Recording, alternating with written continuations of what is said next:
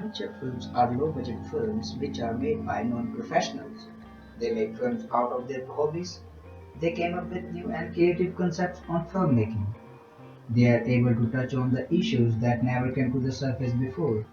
Amateur filmmaking has totally changed the idea of filmmaking. So many people nowadays shoot films on their phone to share it on social networks. We will talk about why they make films and what are the effects of it.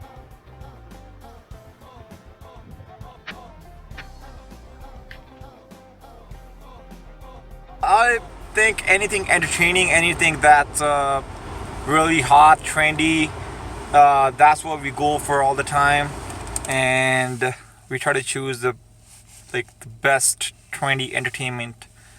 It's much again more normal for people to have a camera, be able to take a record, whether it's police brutality on the street or students organizing a protest or something like that. So, and then feed that into the systems of circulation. So yeah, I think it probably is having a pretty substantial influence.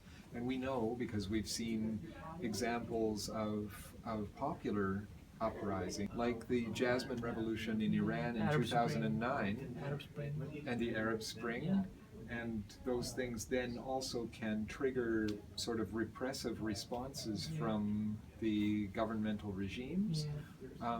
But ideally they will continue to inspire people to get organized and think about making a positive change in the world.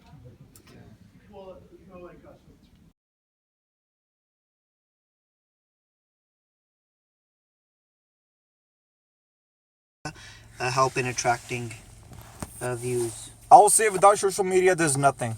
Like, I don't think so. I can get the amount of views if it was not for social media. So thanks to social media for making this happen. Facebook is the way to share and put your videos to all the audience and everything.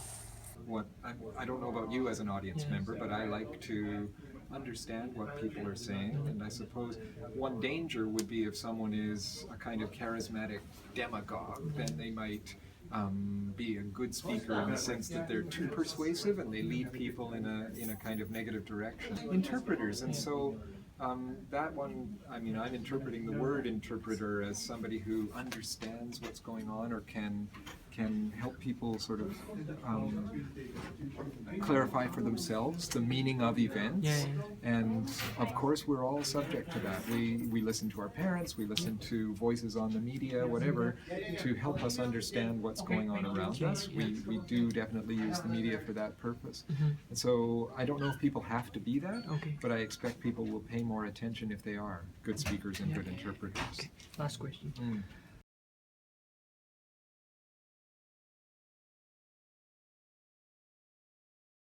Yes, I do use all kind of professional equipment. I have a professional camera, lenses, from A7S to from Shogun mics and guide cams.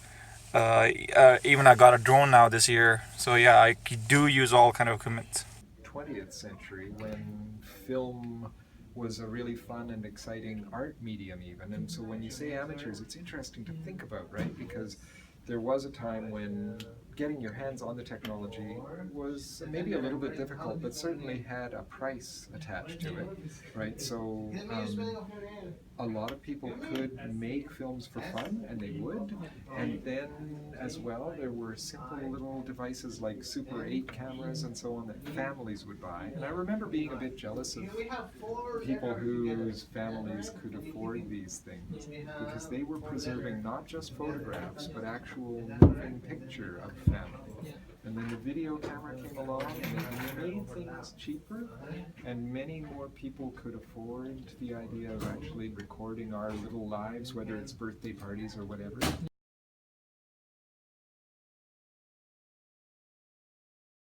The main motive for me was to make money because I pay from the YouTube, from Google, and all the sponsorship that comes in from like Coke or Pepsi or whenever Cricket 2020 happens. So that's my main motive is. But again, people have other motives.